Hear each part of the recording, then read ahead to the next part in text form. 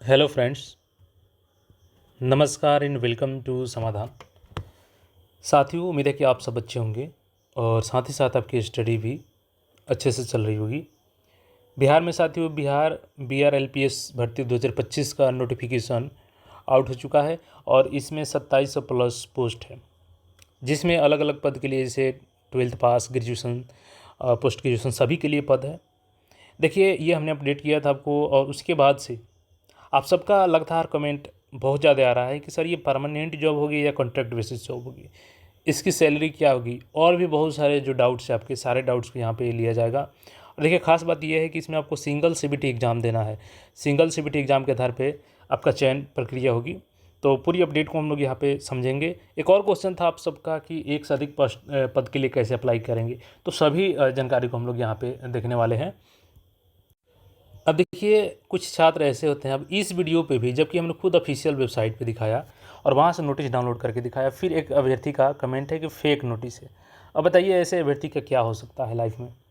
ये तो वही हाल कर दिया कि वो कहानी नहीं है शंकर भगवान का कि एक गरीब था, तो पार्वती जी बोली कि आप सबको देते हैं और उस गरीब को नहीं दे रहे हैं। तो उन्होंने बोला कि ठीक है, वो लेना ही नहीं चाहता है।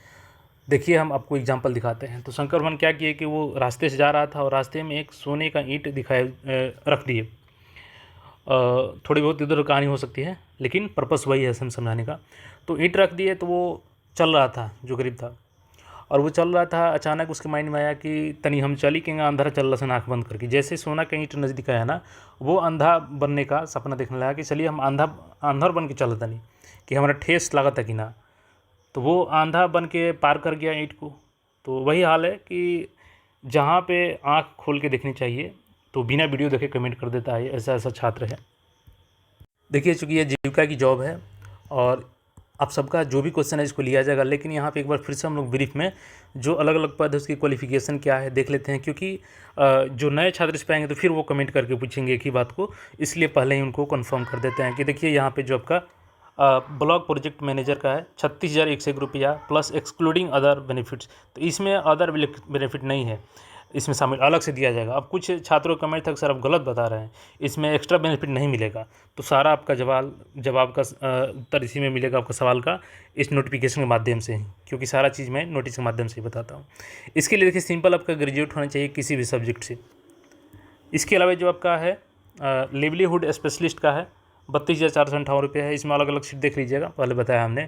और इसमें PG डिग्री चाहिए, जैसे agriculture, animal husbandry, dairy technology, dairy fishery, dairy horticulture, dairy hotel management, dairy rural management, degree in retail management, degree in food technology, degree in fashion management technology design, और PG degree in zoology microbiology design, degree in arts craft, degree in sericulture, degree in management. ये सारी degree है कोई भी, तो इसमें से आप इस पोस्ट के लिए एलिजिबल हैं। इसके अलावा देखिएगा, तो एरिया कोऑर्डिनेटर का था। इसमें एरिया कोऑर्डिनेटर का आपका 22,662 सैलरी है, और इसमें आपका किसी भी स्ट्रीम से ग्रेजुएशन है तो आप इसके लिए एलिजिबल हैं। सीटों की संख्या यहाँ 374 है टोटल। बाकी कैटेगरी वाइज देख लीजिएगा। देखिए, अकाउंटेंट DPCU का है, यहाँ पे टोटल 167 सीट, और इसके लिए ग्रेजुएट इन कॉमर्स चाहिए।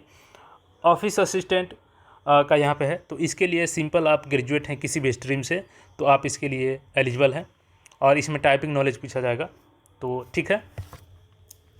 तो देखिए, सभी पोस्ट के लिए टाइपिंग नहीं है, जो जो हम बता रहे हैं उसी में टाइपिंग है। और इसके अलावा देखिए यहाँ पे एरिया कोऑर्डिनेटर का, कम्युनिटी कोऑर्डिनेटर का है 1177, सबसे अधिक पोस्ट है। और फ्रेश ग्रेजुएट मेल, तो कोई भी अभी अभी ग्रेजुएशन पास किए हैं, कुछ भी उनके पास एक्सपीरियंस नहीं, तभी इसके लिए एलिजिबल है। हालांकि सभी पद के लिए कोई एक्सपीरियंस नहीं मांगा जा रहा है। और अगर गर्ल्स कैंडिडेट है तो केवल अगर इंटर पास भी है तब भी इस पोस्ट के लिए एलिजिबल है, कम्युनिटी कोऑर्डिनेटर के लिए। यहाँ पर कोई टाइपिंग नहीं होगा, एक CBT टेस्ट होगा। ब्लॉक IT एग्जीक्यूटिव के लिए यहाँ पे BTech degree, BCA, BSc IT, PGDCA, ये डिग्री कोई भी है तो आप इसके लिए एलिजिबल हैं। तो क्वालिफिकेशन यहाँ से हो गई। अब देखिए, यहाँ पे हम लोग सारे जो आपके डाउट है उसको भी देखेंगे, बट एक बार ब्रीफ में यहाँ पे हम लोग सिलेबस को देख लेते हैं। देखिए, all position except assistant and office assistant and block IT। तो देखिए, जो ब्लॉक IT एग्जीक्यूटिव है और ऑफिस असिस्टेंट है, इन दोनों को छोड़ करके बाकी सभी पोस्ट के लिए आपका ये सिलेबस है, और उसके लिए अलग सिलेबस होगा।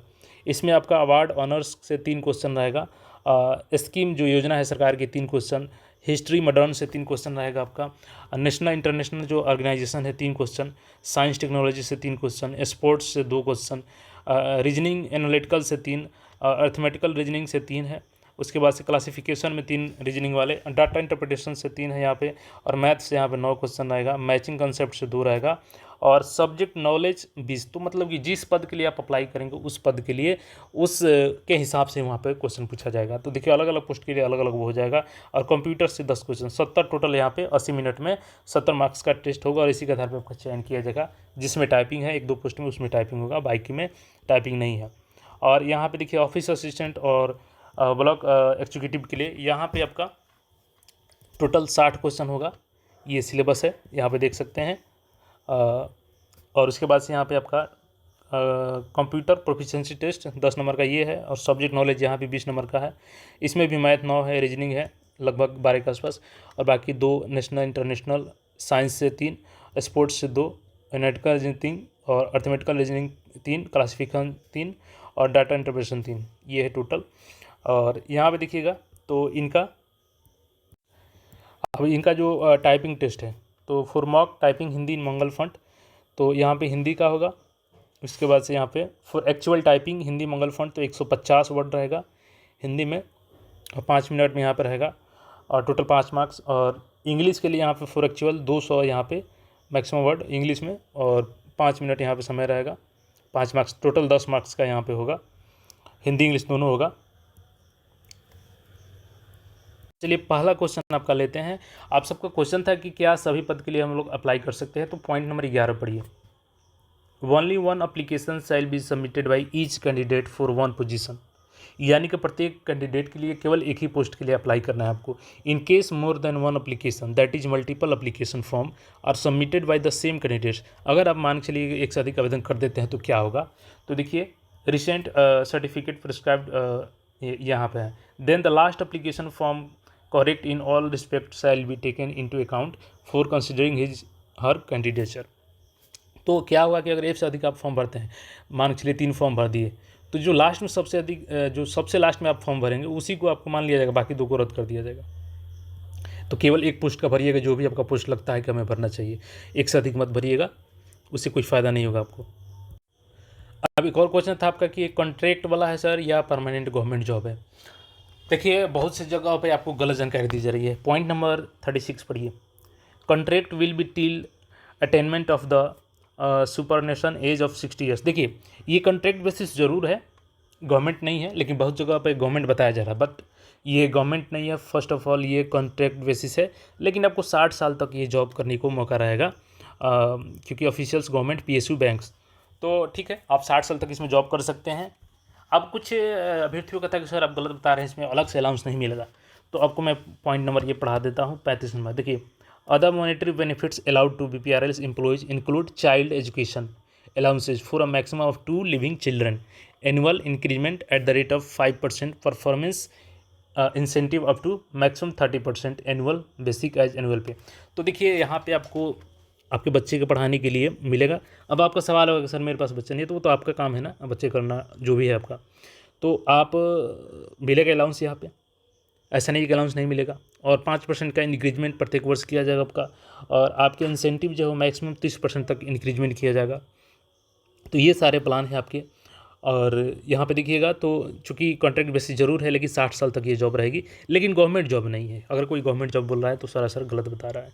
बाकी यहाँ पे एग्ज़ाम फ़ी को लेकर के आपने पूछा था, एग्जाम फी यहाँ पर बताया जाता है। Candidate belonging to BC, EBC, EWS and unreserved category shall have to pay non refundable application fee of 800 rupees, और candidates belonging to SC, ST and Divyang category shall pay a non refundable application fee of 500 rupees.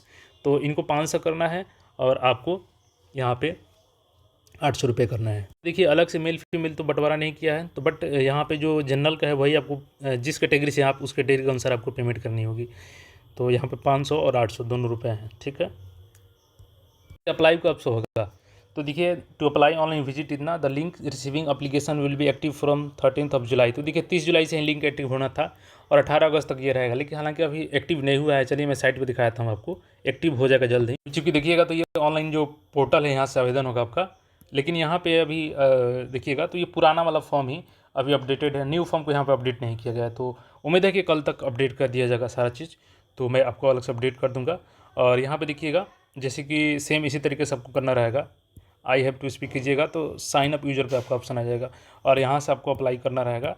चूँकि अभी पुराना form ही है तो नहीं खुल रहा है, न्यू वाला जैसे एक्टिवेट किया जाएगा ये सारा इन्फॉर्मेशन खुल जाएगा, आप फॉर्म अप्लाई कर पाएंगे।